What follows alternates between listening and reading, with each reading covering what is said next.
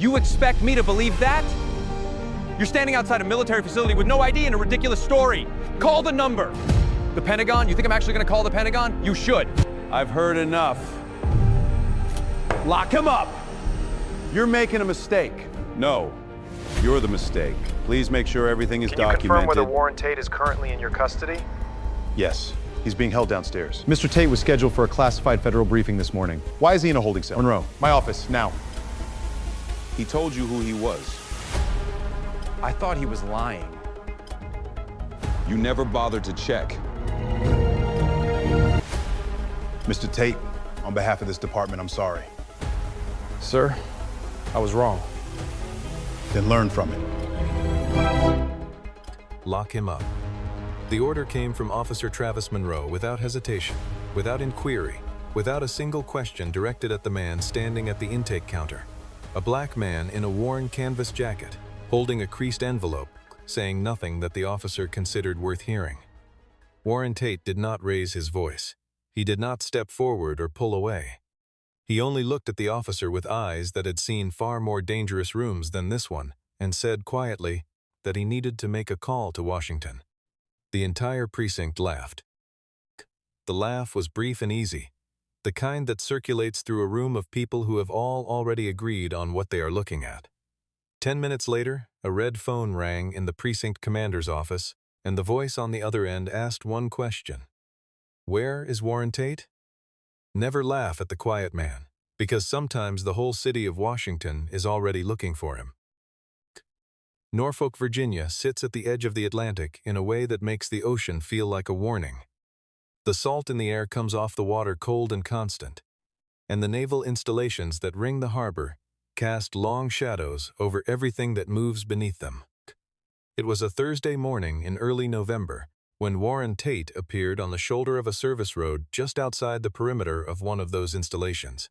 A man who looked, to anyone passing by, like the kind of person the city had simply forgotten to collect.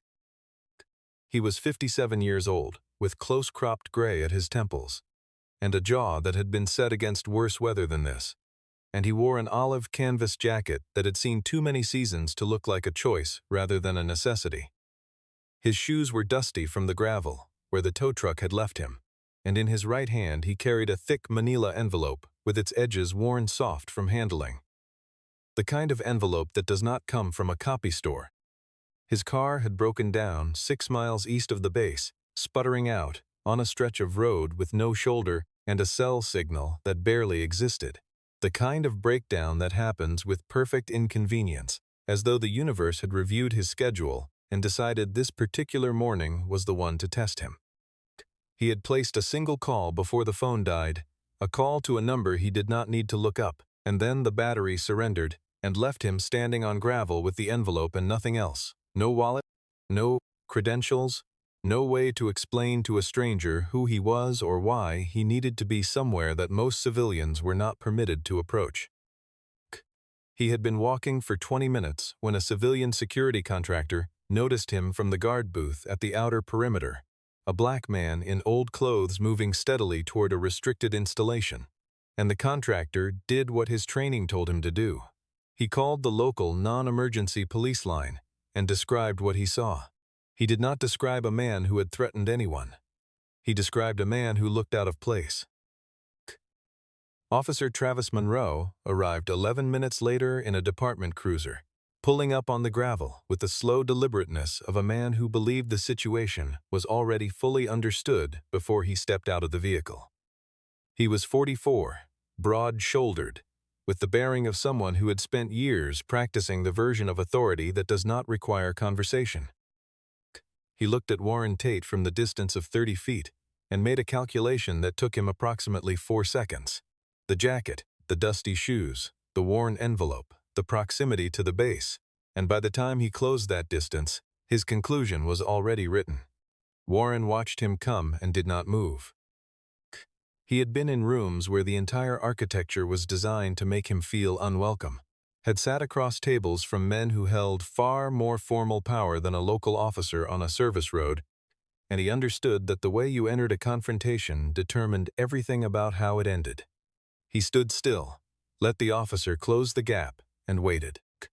Travis stopped 2 feet away and looked Warren over the way a man looks over something he has already decided does not belong, and then asked for identification in the tone police use when they have already decided what the answer means.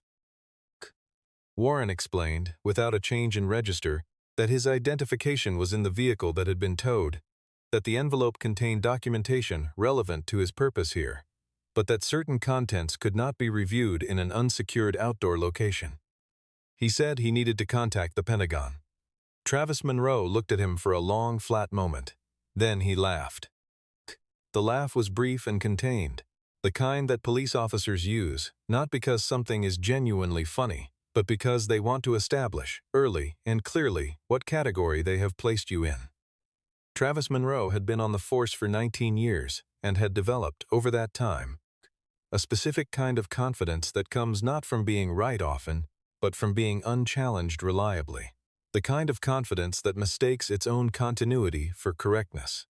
He told Warren to step to the rear of the cruiser and produce identification.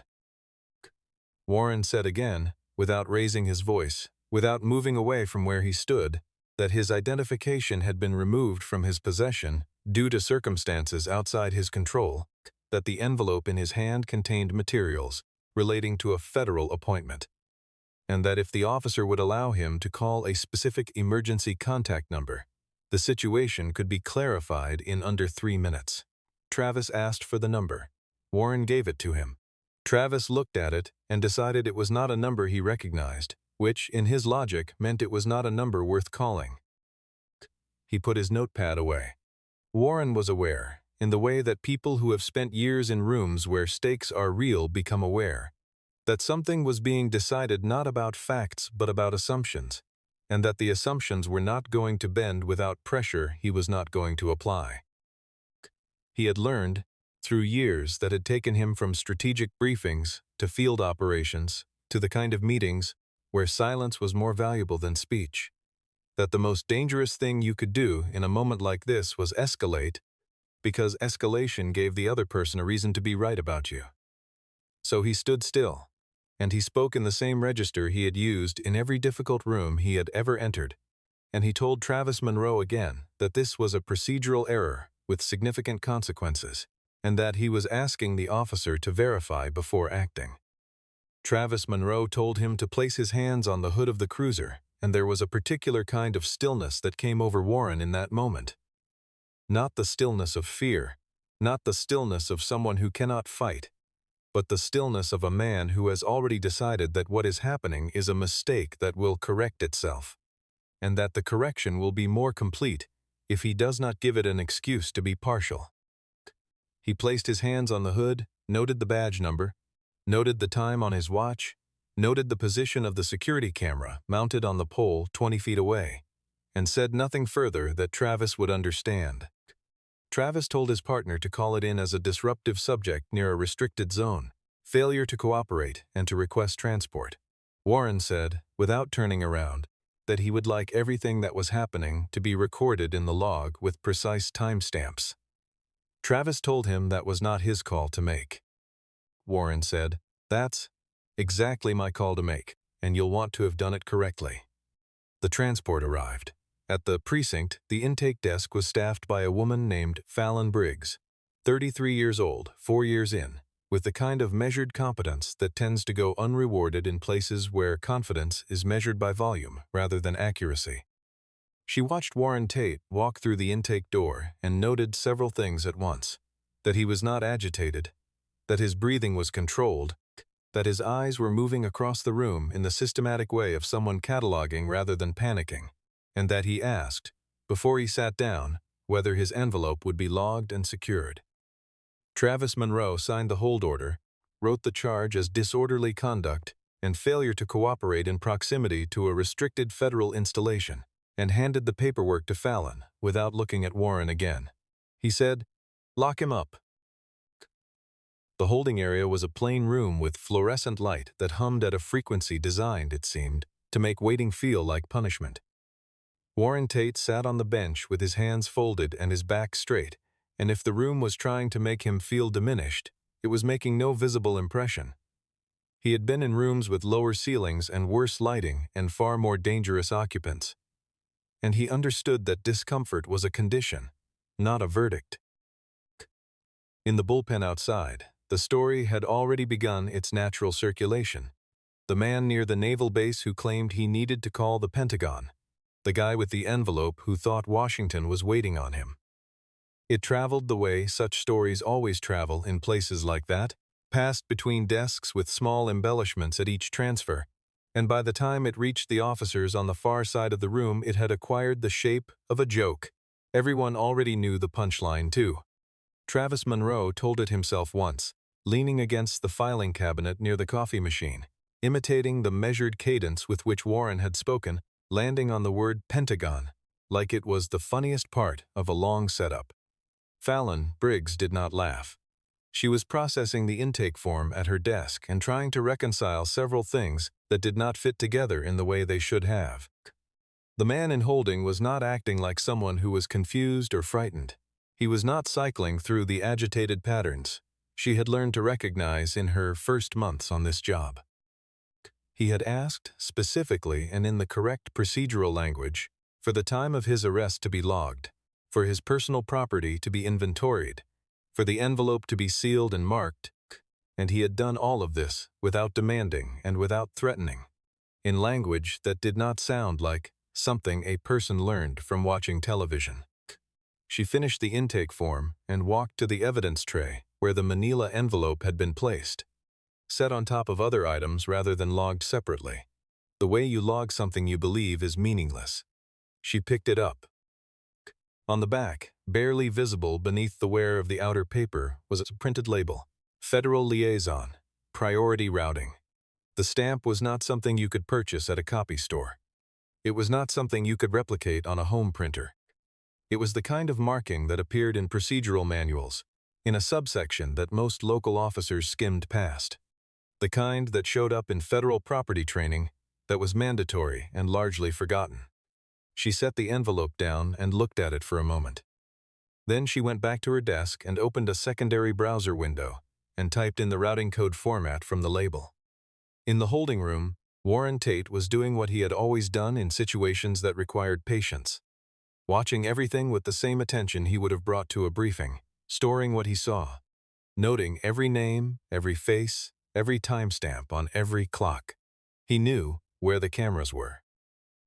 He had already committed to memory the number on Travis Monroe's badge, the name of the younger officer who had stood by the cruiser door, the time of every procedural interaction since the moment the tow truck had left him on the gravel road.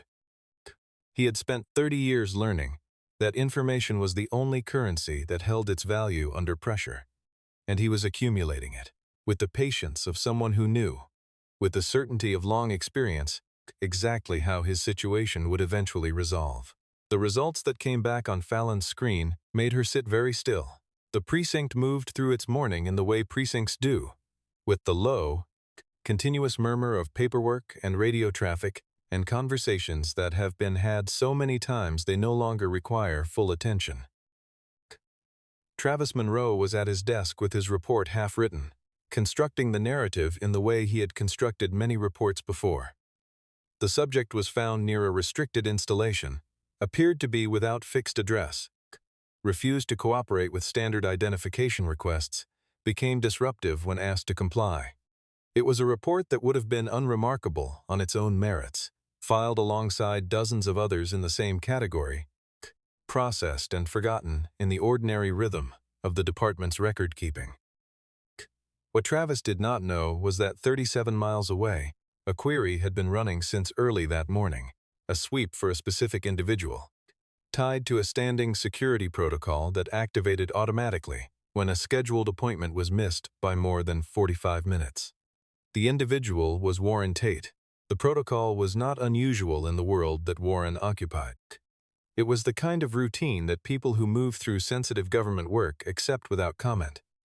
The knowledge that if you go silent at the wrong moment, a mechanism exists to find out why. The mechanism had found a gap. Warren's phone had gone dark. His vehicle had been towed. His name had not appeared at the scheduled check-in. The phone in Commander Reginald Hurst's office rang at 11:23 in the morning, and Hurst answered it without particular expectation. The voice on the other end identified itself as the Office of Defense Liaison Coordination and asked whether Commander Hurst could confirm whether a civilian contractor named Warren Tate was currently in the department's custody. Hurst pulled up the morning's hold log, confirmed the name, and was asked to hold while the call was transferred to a secure line. The secure line took 90 seconds to connect. When it did, the voice that came through was unhurried and precise in the way that voices at certain levels of authority become. Not loud, not insistent. Simply clear in the way of someone communicating that what they are saying is going to be the case regardless of what anyone on the other end prefers. The voice belonged to Sterling Quinn, a brigadier general currently attached to the Defense Advisory Office in Washington. He said his name once. He said his rank once. He then asked, without preamble, whether Warren Tate was currently being held in the department's facility. When Hurst confirmed that he was, Sterling Quinn said, "Mr. Tate is a federal civilian contractor currently attached to a defense security advisory panel, and he was scheduled for a classified briefing that began 40 minutes ago.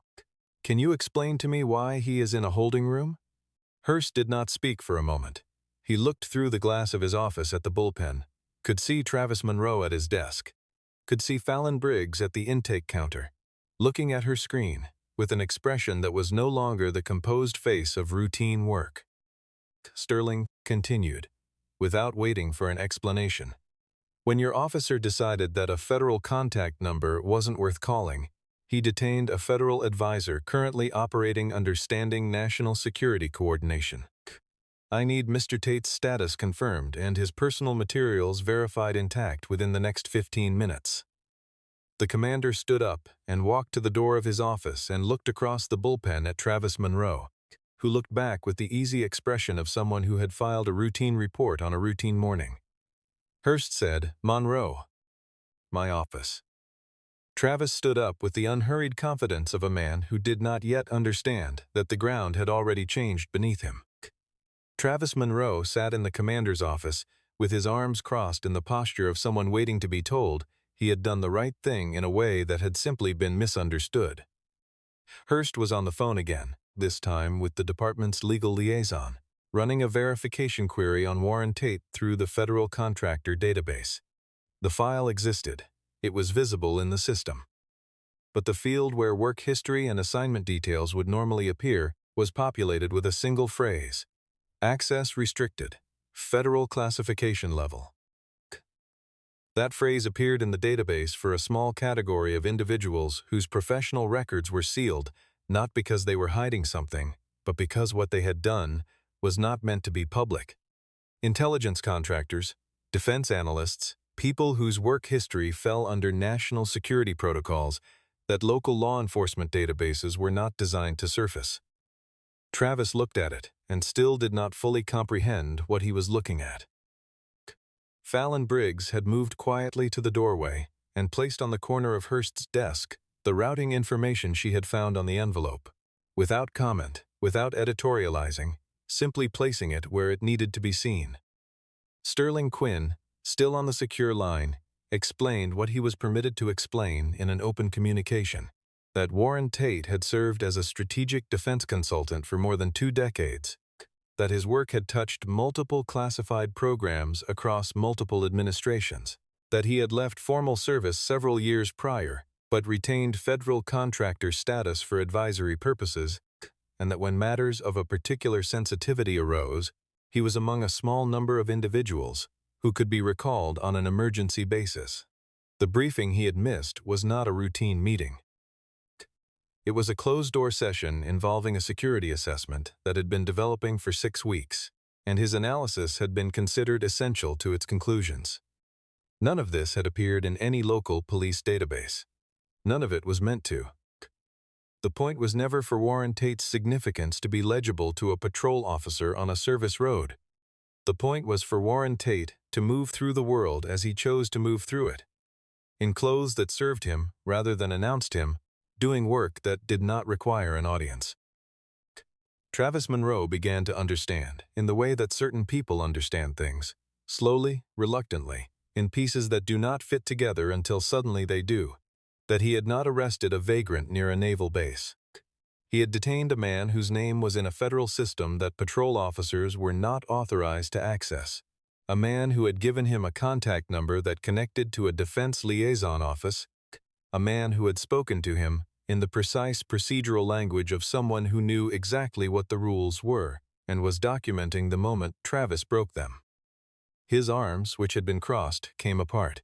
He put his hands on his knees. Hurst looked at him with an expression that was not quite anger and not quite disbelief, more the expression of a man who has just understood the dimensions of a problem that arrived on his desk without warning. He said, "You had a man who told you he was a federal contractor, gave you a contact number, asked you to verify before acting, and you logged him as a vagrant." Travis said it wasn't unreasonable given the circumstances. Hurst said, "The circumstances are that he was right and you were wrong, and there is a brigadier general on my secure line asking why we held him." Fallon Briggs was the one who went to the holding room first. She came in with the composure she always carried, but there was something different in the way she moved.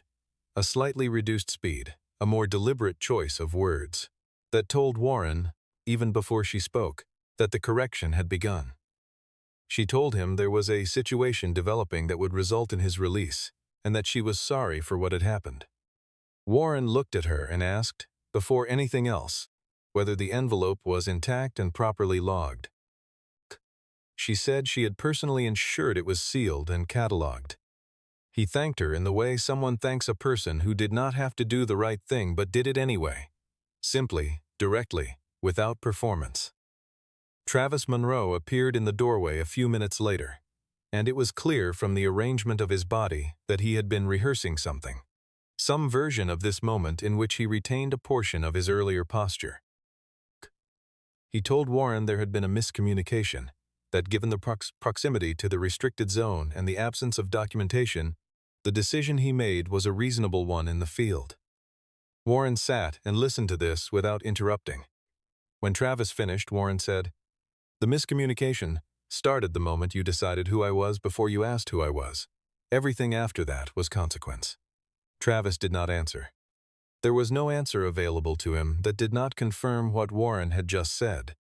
Warren stood, not with urgency, not with theater, but with the deliberate steadiness of someone who has been sitting in difficult rooms for a long time and always stands when the conversation moves to standing. And he said that he had 3 requests before he left the building. The time of his arrest logged to the exact minute. The contact number he had provided to Travis logged as a number that was given and not called, and a copy of the intake paperwork with the original charge language. Commander Hurst, standing in the doorway behind Travis, nodded. All 3 things would be done. Warren picked up his envelope from the evidence tray that Fallon had brought to the room and held it for a moment with both hands, confirming by feel that its contents were intact, and then he looked at Fallon and said, "You are the only person in this building who saw this situation correctly from the beginning. I want that on record." Outside, through the narrow window at the top of the holding room wall, a dark sedan with federal plates had pulled to the curb.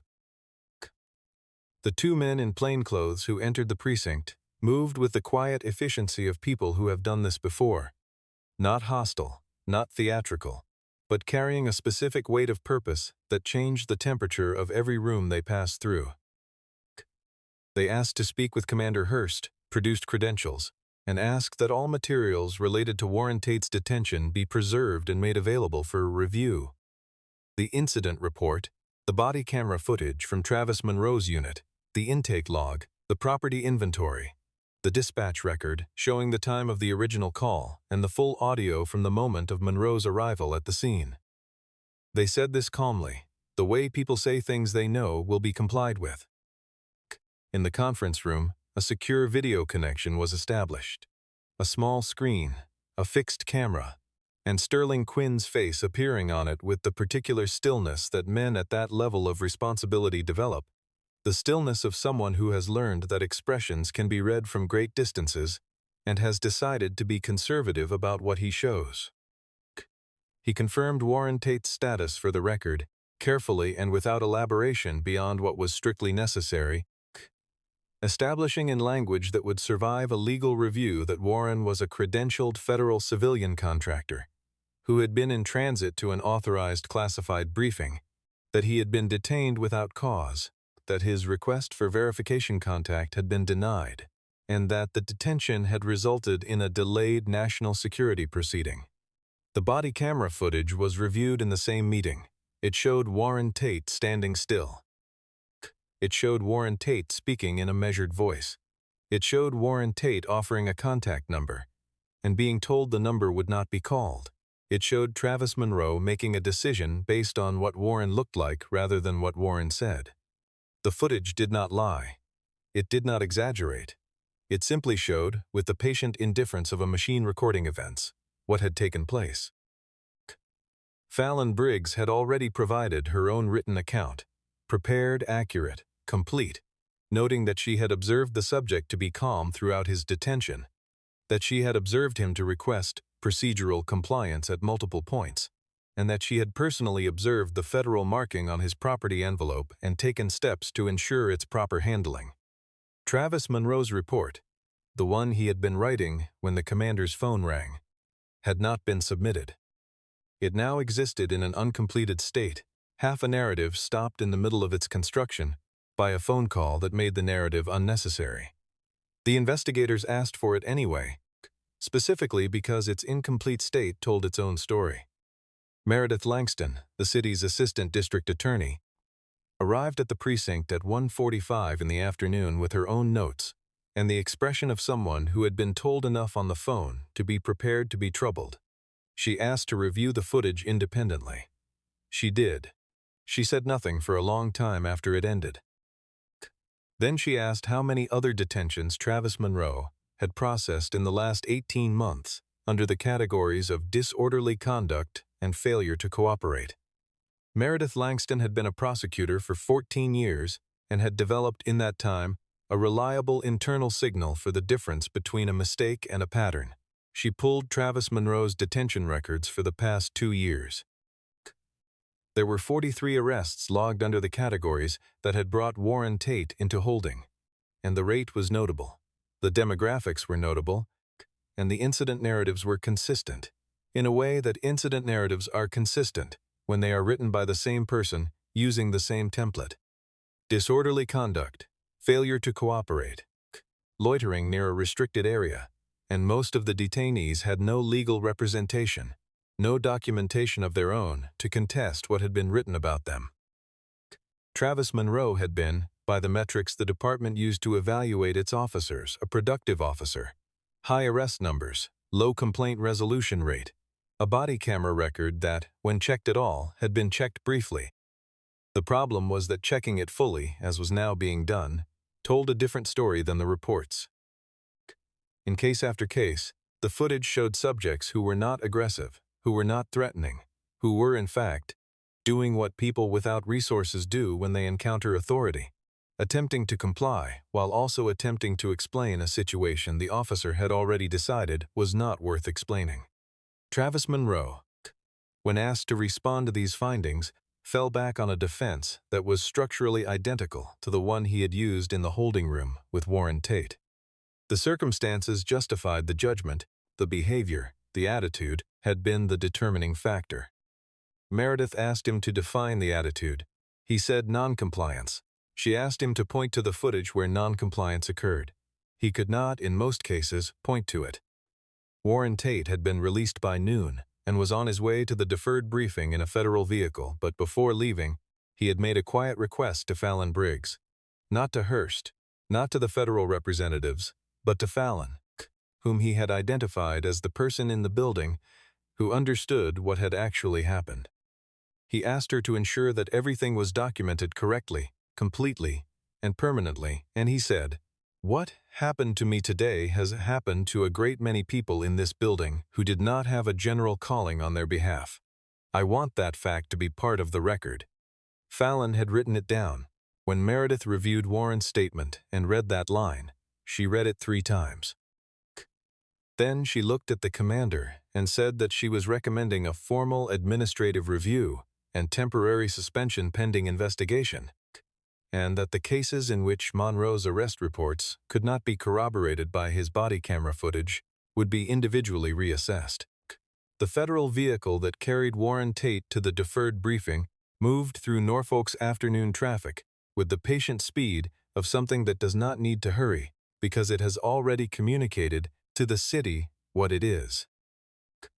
Warren sat in the back seat with his envelope on his knee and looked out the window at the naval installations passing on either side, the cranes and the water lines, the particular way this part of the coast arranged its power and its industry in visible proximity, and he was thinking, as he often did after difficult days, about cost, not the personal cost of what had happened, which was quantifiable and documented and already in a file somewhere, but the structural cost, the hours lost, the information delayed, the meeting where someone else had to account for an absence that should not have been an absence.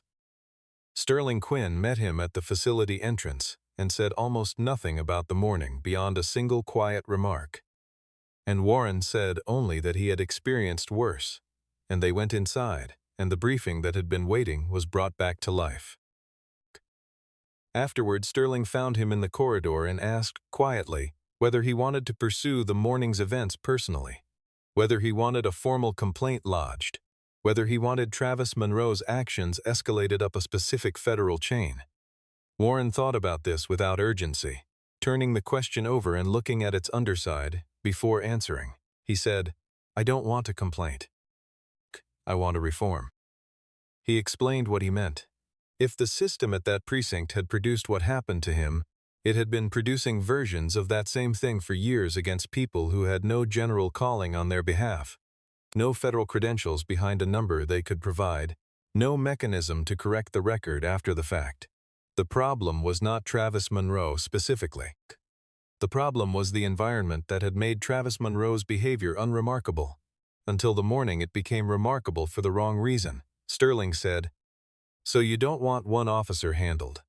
You want the practice changed."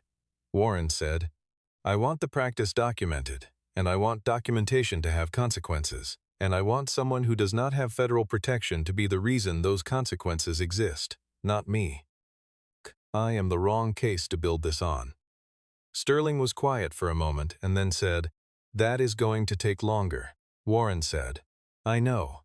Between the two of them there passed, in that corridor, the specific understanding that moves between people who have spent years inside large, slow-moving systems and have learned to measure time in different units than most people use. Meredith Langston worked the way good prosecutors work. Methodically, without predetermined conclusions, with the patience that comes from knowing that the truth, if you follow it far enough, will eventually arrive at the same place regardless of where you start.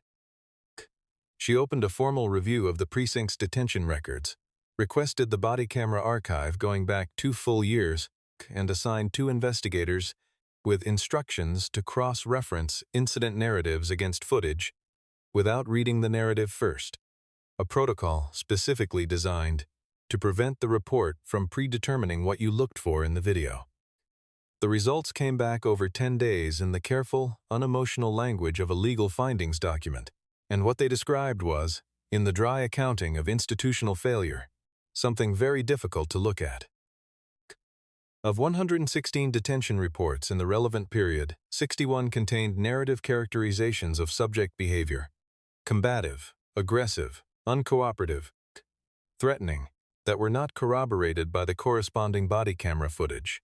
And in many of those 61 cases, the subject had been a person experiencing homelessness, or a person without permanent documentation, or a person who had been near a restricted zone for reasons that were, on investigation, entirely benign. Fallon Briggs was interviewed as a formal witness. She had been keeping her own informal logs. She called them logs, in the careful language of someone who understood that what she was describing could have consequences for people she worked with.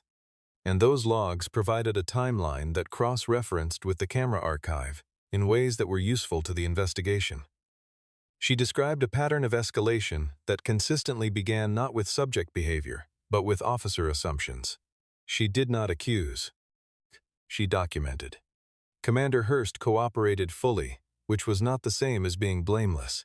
He acknowledged, in a statement that would later be included in the review's findings, that Travis Monroe's high arrest numbers had served as a metric of productivity that obscured the quality of the arrests he was making, and that a culture of productivity by volume had reduced the incentive to review individual cases carefully.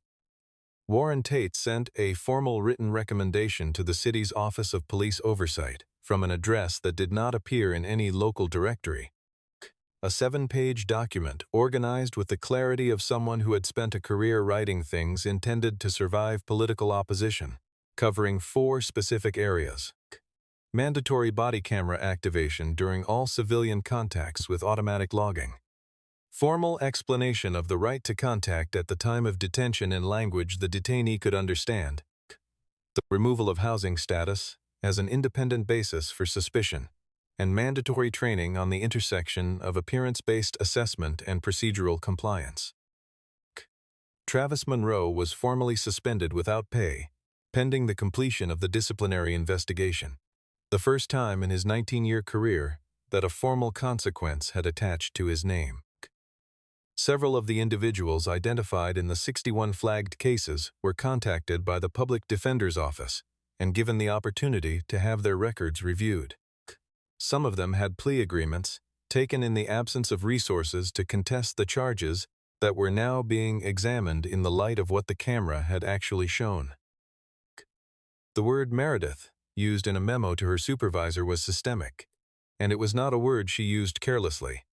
It was a word she had arrived at after looking at the numbers, and the footage, and the demographic distribution of the outcomes, and the complete absence of any mechanism in the precinct's structure that would have caught what was happening on its own. Without Warren Tate, without a brigadier general's phone call, without Fallon Briggs's logs, the system would not have found this. It would have kept moving. 3 months after the morning at the precinct, Warren Tate came back to Norfolk. He drove himself this time in a car that ran without incident, and he parked 2 blocks from the precinct and walked the rest of the way in a simple dark jacket and pressed trousers that were neither expensive nor worn, the clothes of a man who had decided, a long time ago, that what he wore was not the point of him. The precinct had changed in the ways that precincts change when a review has concluded and its findings have been made public and acted upon. Quieter, more careful. The particular self-consciousness of an institution that has been made visible to itself. A new camera installation had been completed the previous week. A poster near the intake counter listed detainee rights in plain language. The language was new. Whether the behavior that language described was new would take years to determine, and Warren understood that, and it did not diminish the value of the poster. Fallon Briggs met him in the corridor outside Hearst's office. She had been promoted to a newly created oversight coordinator position, a role that had not existed 3 months earlier, created specifically in response to the review's finding that no internal function had existed for systematically auditing detention records against camera footage. She wore the quiet dignity of someone who has been given more responsibility because she proved she could be trusted with less, which is the truest kind of advancement. She thanked him, and he told her the thanks were misplaced. She had done what she did because it was correct, not because he was anyone in particular, and the fact that it was correct was the only reason that mattered.